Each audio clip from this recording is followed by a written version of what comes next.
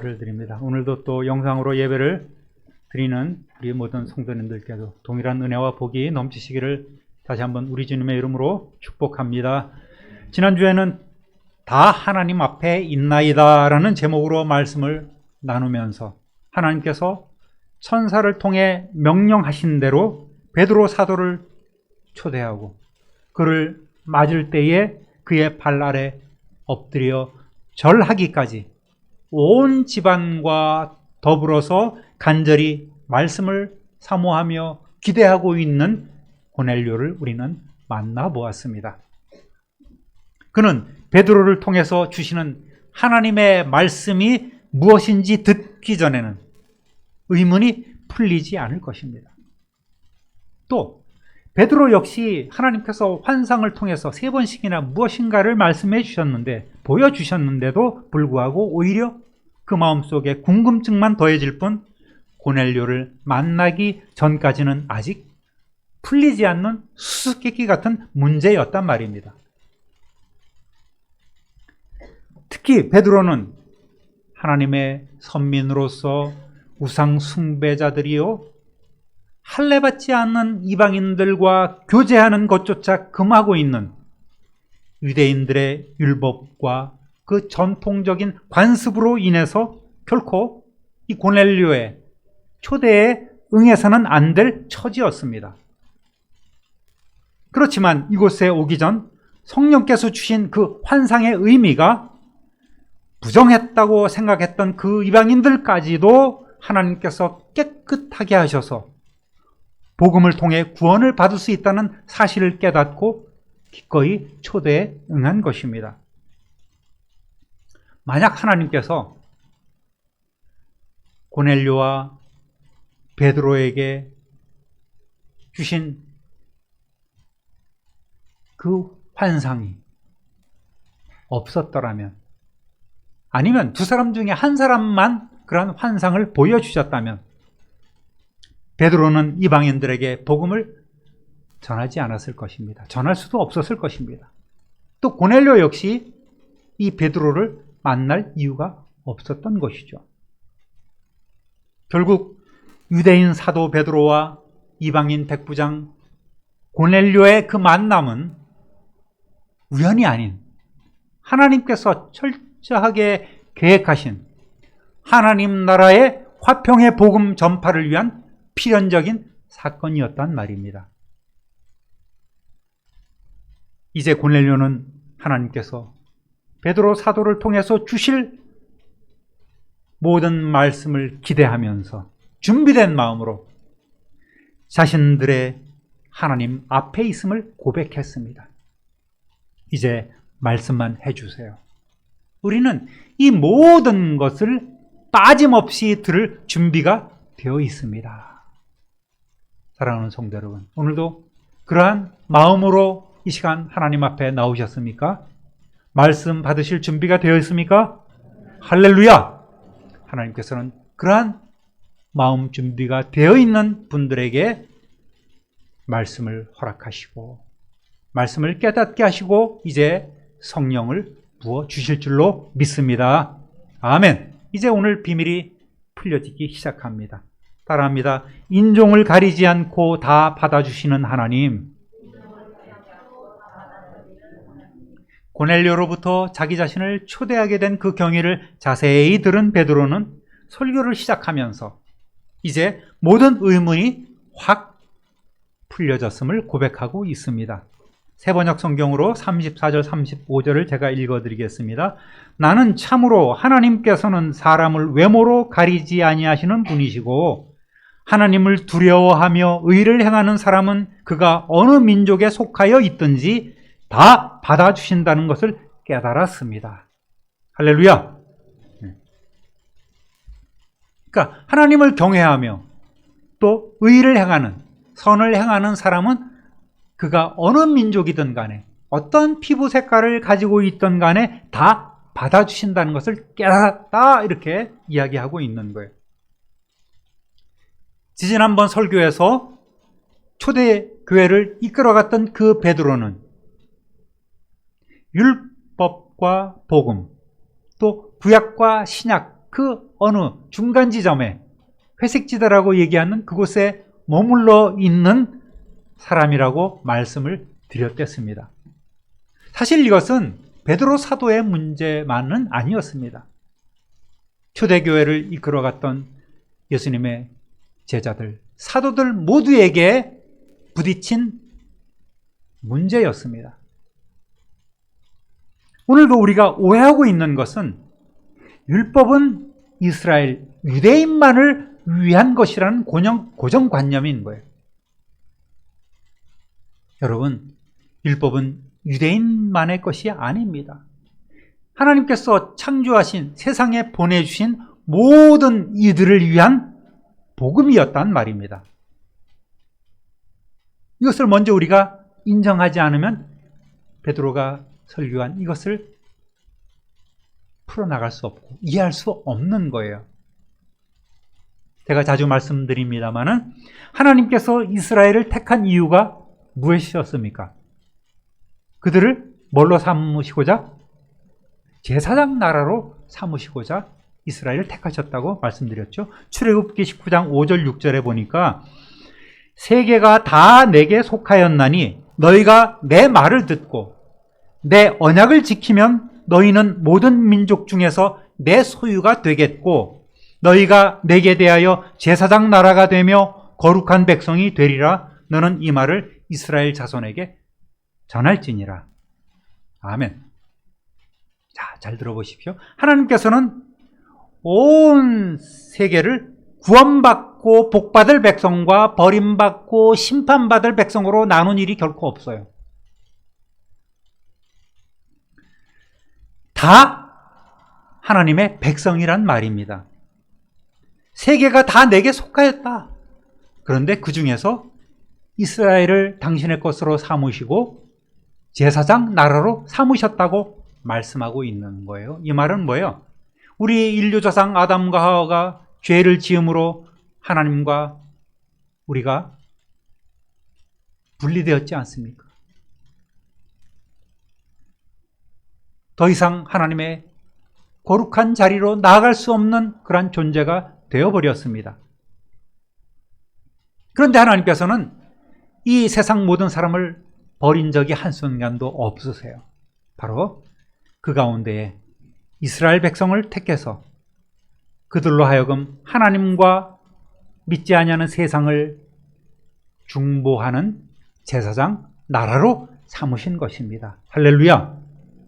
이런 말씀의 축약판이 또 있어요. 바로 하나님께서 이스라엘 12지파 가운데서 그 택한 선민 12지파 가운데서 오직 한 지파만을 당신의 소유로 삼으셨습니다. 어느 지파일까요? 레위 지파죠. 그렇죠. 그 레위 지파를 택해서 하나님을 섬기는 제사장 지파로 삼으셨단 말입니다. 택했단 말입니다. 그러니까 온 세상이 다, 온 세상 사람이 하나님의 것인데 그 가운데서 이스라엘 백성을 택하시고 그들을 제사장 나라로 삼으시고 이스라엘 백성 12지파 가운데서 그 중에서 레위 지파만을 택해서 제사장 지파로 삼으신 거예요. 민수기서 3장 45절 보니까 이스라엘 자손 중에 모든 처음 태어난 자 대신에 레위인을 취하고 또 그들의 가축 대신에 레위인의 가축을 취하라. 레위인은 내 것이라. 나는 여호와니라. 아멘.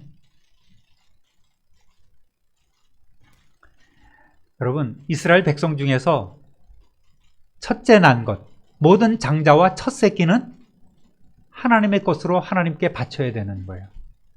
번제로 바치라 이것이 아니라 하나님의 사람으로서 하나님을 섬기는 일을 해야만 했어요. 그런데 이스라엘 백성 12지파의 모든 장자가 다 이렇게 하면 너무 복잡하잖아요. 그래서 하나님께서는 좋아. 이스라엘 12지파 장자 대신에 내가 레위 지파만을 택할게. 그리고 레위 지파가 치고 있는 그 가축들만을 내 것으로 삼을 거야. 그렇게 말씀하시는 거예요. 그러니까 다른 모든 이스라엘 12지파의 장자들은 성전에 와서 대신 속전만 내면 되는 거예요.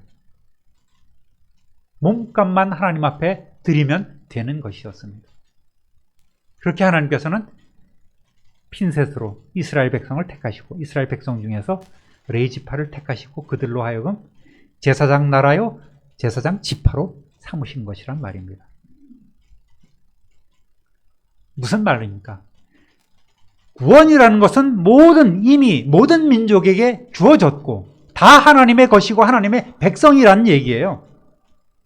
이스라엘은 이제 그들을 구원자의 자리에 서도록 이끌어야 할 제사장적 사명이 있었던 거예요. 사실 이스라엘 공동체는 이방인 누구라도 율법을 받아들이고 여호와 신앙을 가지면 포용해주는 그런 공동체였음을 우리는 기억해야 합니다. 출애굽하면서 수많은 잡족들이 나와서 이스라엘에 편입되었죠. 출애굽기 12장 38절 보니까 수많은 잡족과 양과 소와 힘이 많은 가축이 그들과 함께 하였으며, 여러분, 이스라엘 백성이 나올 때에 그 이스라엘 그들만 나온 것이 아니에요. 그들에게 역사하시는 하나님의 그 놀라운 일들을 바라보면서 우리도 당신이 믿는 하나님을 섬기겠습니다. 우리도 당신들을 따라 나가겠습니다 하면서 그 당시엔 이 이집트가 제국 아니었습니까? 얼마나 많은 그런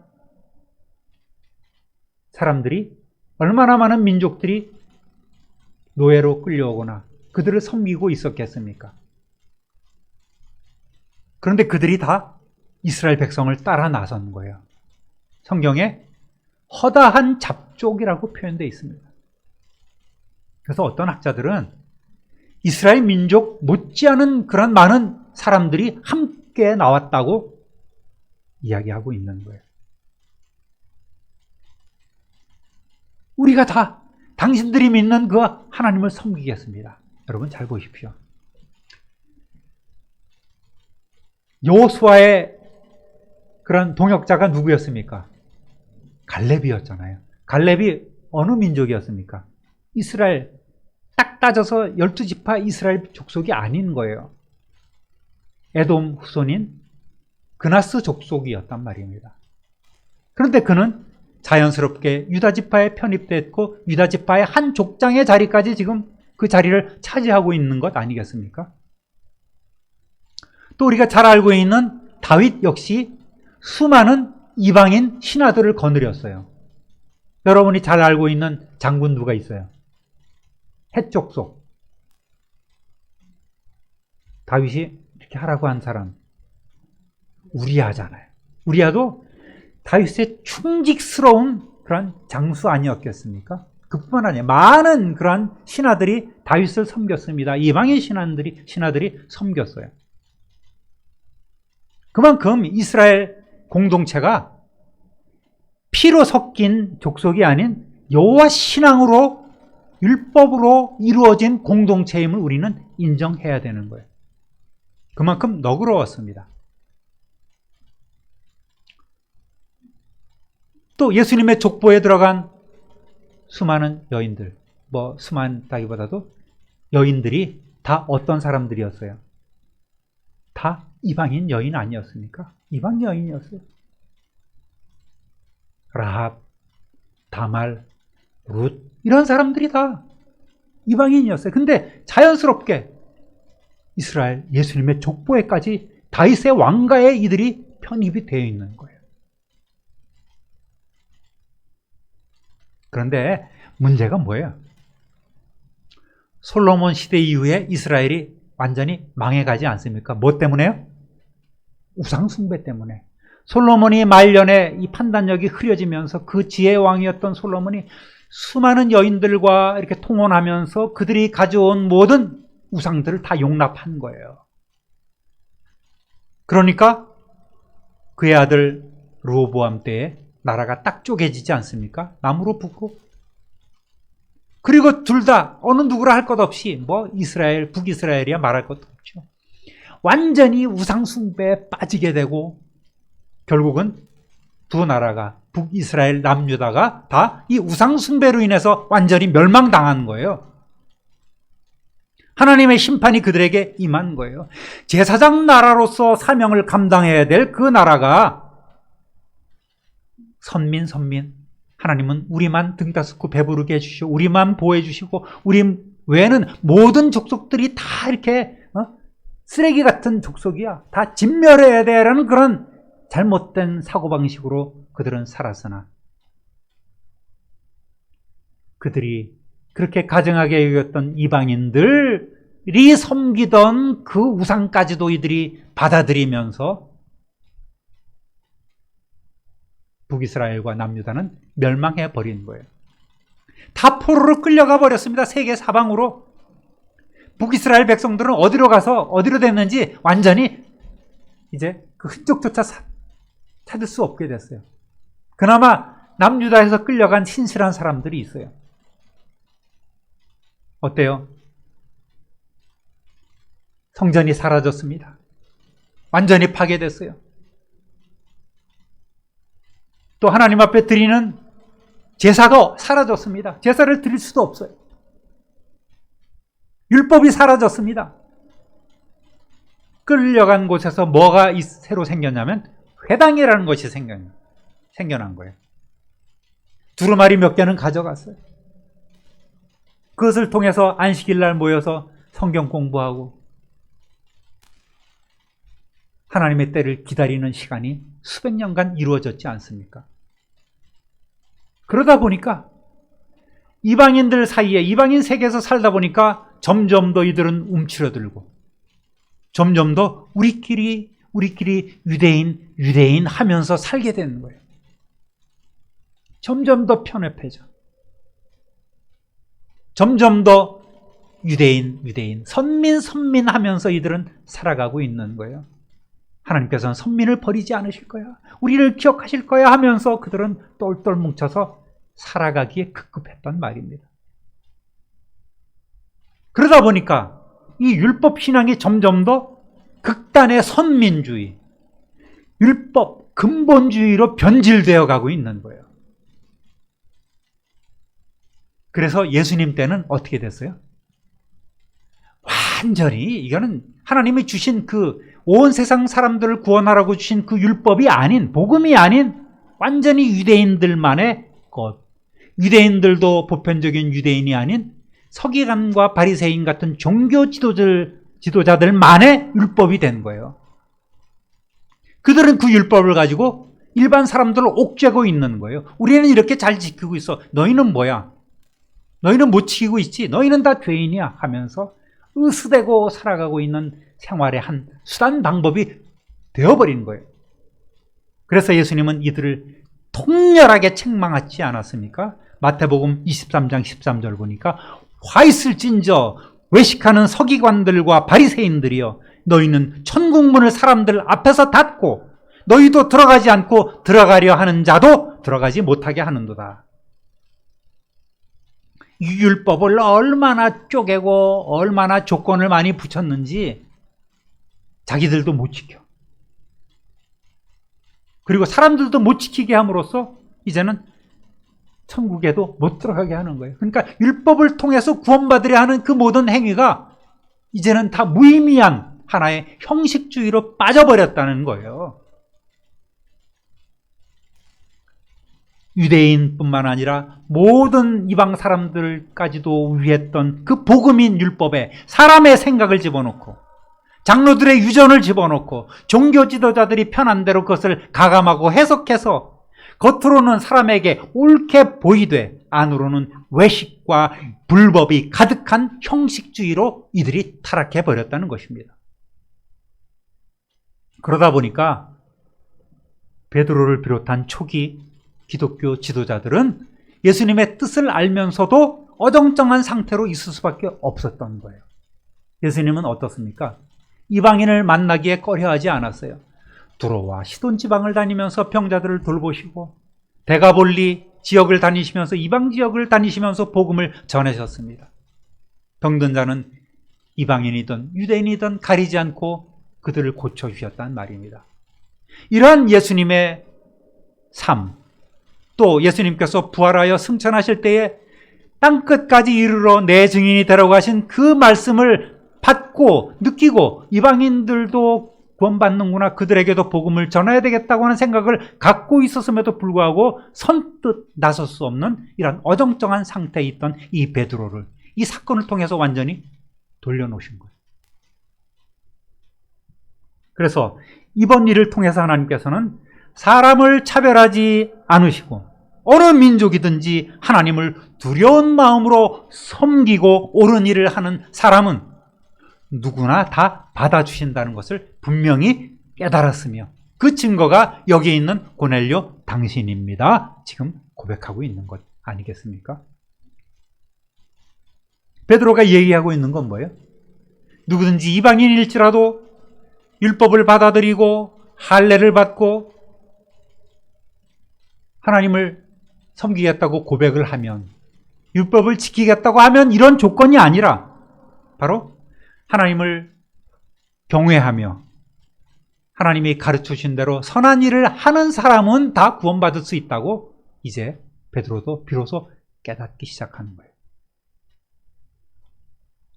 따라해 보겠습니다. 예수 그리스도로 말미암은 화평의 복음.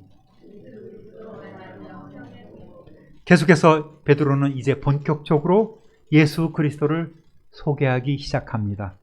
36절 37절 보니까 만유의 주 되신 예수 그리스도로 말미암아 화평의 복음을 전하사 이스라엘 자손들에게 보내신 말씀, 곧 요한이 그 세례를 반포한 후에 갈릴리에서 시작하여 온 유대에 두루 전파된 그것을 너희도 알거니와. 할렐루야. 베드로는 유대인이든 이방인이든 그들에게 잘 알려진 사건, 즉 세례 요한의 사역 후에 당시 그 지역에서 일어났던 예수라는 청년이 전한 놀라운 메시지를 지금 언급하기 시작했습니다. 세례 요한의 사명은 뭐였습니까? 예수님의 사역을 준비하는 사역이었습니다. 그가 예수님에게 베푼 세례는 죄사함의 세례가 아니에요. 뭐예요? 온 인류를 대신해서 예수님에게, 어린 양 되신 예수님에게 세례를, 그 죄를 전가시키는 이 전가의 세례를 예수님에게 베푸셨습니다. 구약시대 율법은 어떻습니까? 제사 방법은 죄를 지은 사람이 짐승에게 안수함으로써 죄를 전가시키지 않습니까? 마찬가지로 어린 양 되신 예수 그리스도께 세례 요한은 이 세례라는 형태를 통해서 안수함으로 인류의 모든 죄가 예수님에게 넘어갈 수 있도록 그 사명을 감당했던 거예요. 그래서 그의 고백이 바로 자기 자신이 세례를 베풀었던 예수님을 보고 보라, 세상 죄를 지고 가는 하나님의 어린 양이로다, 이렇게 증거한 것이죠. 그리고 예수님은 하나님께서 말씀으로 세상에 보내신 분으로서 먼저 이스라엘 자손에게 화평의 복음을 전하셨고, 그리고 말뿐만 아닌 십자가로 그 화평을 이루셨습니다. 할렐루야. 이 화평의 복음이 오늘 베드로가 전하고자 한 말씀의 핵심인 거예요. 성경에 나오는 평화, 화평, 평강 등은 다 같은 뜻입니다. 구약에는 샬롬, 신약에는 에이레네라는 한 단어예요. 이것을 우리 성경은 다양하게 해석을, 다양하게 이렇게 번역을 해 놓은 것입니다. 자, 화평은 두 가지 모습으로 나타납니다. 따라하겠습니다. 하나님과의 화평. 로마서 5장 10절 11절 보니까 곧 우리가 원수 되었을 때에 그의 아들이 죽으심으로 말미암아 하나님과 화목하게 되었은즉 화목하게 된 자로서는 더욱 그의 살아나심으로 말미암아 구원을 받을 것이니라. 그뿐 아니라 이제 우리로 화목하게 하신 우리 주 예수 그리스도로 말미암아 하나님 안에서 또한 즐거워하느니라. 아멘. 예수님은 인류조상 아담과 하와의 타락 이후 회복할 길 없던 우리 인생들을 위해 하나님께서 예정하신 대로 독생자 예수 그리스도를 세상에 화목제물로 보내셔서 죄 문제를 해결하게 하시고 하나님과 화평을 이루게 하셨습니다. 할렐루야! 그 말씀을 하고 있는 거예요. 먼저 하나님과의 화평을 이루고, 두 번째 따라합니다. 유대인과 이방인의 화평. 유대인과 이방인의 화평을 지금 이루는 거예요. 우리는 다 이방인들입니다. 또 우리 사이에 이웃과의 화평도 우리는 이루어야 하는 거예요. 에베소서 2장 14절 보니까 세 번역으로 읽어드립니다. 그리스도는 우리의 평화이십니다. 그리스도께서는 유대 사람과 이방 사람이 양쪽으로 갈라져 있는 것을 하나로 만드신 분입니다. 그분은 유대 사람과 이방 사람 사이를 가르는 담을 자기 몸으로 허무셔서 원수된 것을 없애시고, 할렐루야! 결국 예수님의 사역은 뭐였습니까? 유대인들이 율법을 잘못 해석해서 이방인과 유대인 탁 갈라놓은 그것을 이제 하나로 합치셨다는 말입니다. 무엇으로요? 당신의 몸으로 허무셨다는 거예요. 예수님의 사역은 이 두 가지가 다 들어가 있는 것이죠. 십자가에 달려 돌아가시는 순간 성소 휘장이 위에서 아래로 찢어지면서 예수님은 당신의 피를 가지고 대제사장으로서 하나님의 보좌 앞에 나가셨습니다. 그리고 그 뒤를 따라 모든 제사장 된 우리가 역시 하나님 보좌 앞에 나갈 길을 열어주셨습니다. 뿐만 아니라 예수 그리스도께서는 유대인들이 극도록 몸서리 쳤던 할례받지 않은 이방인들까지도 왕같은 제사장으로 새로운 이스라엘이 될 수 있도록 그 길을 당신의 몸으로서 십자가 피 흘림으로 다 이루어 주셨다는 말씀입니다. 결국 예수님은 누가복음 2장 14절에 수많은 천군 천사들이 찬양했던 지극히 높은 곳에서는 하나님께 영광이요 땅에서는 하나님이 기뻐하신 사람들 중에 평화로다 라는 이 찬송처럼 진정한 화평을 이루어 주신 줄로 믿습니다. 할렐루야! 여러분, 이것이 지금 베드로가 설교하고 있는 내용인 거예요. 따라해 보겠습니다. 만유의 주 되신 예수님. 그러면서 만유의 주 되신 온 세계의 진정한 주인이신 예수님을 소개하고 있는 거예요. 36절, 37절을 다시 한번 세 번역으로 읽어보겠습니다. 하나님께서는 이스라엘 자손에게 말씀을 보내셨는데 곧 예수 그리스도를 통하여 평화를 전하셨습니다. 예수 그리스도는 만민의 주님이십니다. 여러분이 아시는 대로 이 일은 요한의 세례 사역이 끝난 뒤에 갈릴리에서 시작하여서 온 유대 지방에서 이루어졌습니다. 베드로 사도는 화평의 복음을 전하신 예수 그리스도께서 바로 만유의 주, 만민의 주님이시라고 강조합니다. 만유라는 그 단어의 뜻은 세계 만물, 하나님이 창조하신 모든 피조물이란 뜻이에요. 하나님이 만드신 모든 사람까지 포함되는 말입니다. 그래서 예수님은 만유의 주라고, 온 세상 사람들의 주님이라고, 만민의 주님이라고 지금 소개하고 있는 거예요. 즉, 예수님은 유대인들이 생각하고 있는 유대인들만의 메시아, 유대인들만의 왕이 아니라 온 세상 사람들, 온 민족의 주인이심으로 능히 모든 이방인들에게도 구원을 베풀어 주신다는 말입니다. 할렐루야! 그 혜택을 오늘 저와 여러분이 받고 누리고 있는 것이죠. 베드로는 이렇게 예수 그리스도께서 선민 이스라엘뿐만 아니라 할례받지 못한, 할례 없는 이방인들의 주님도 되신다는 새롭고도 놀라운 소식이 사실은 새롭고도 놀라운 게 아니었죠. 유대인들이 그것을 부정했던 그 사실들을 깨뜨려 버린 것 아니겠습니까?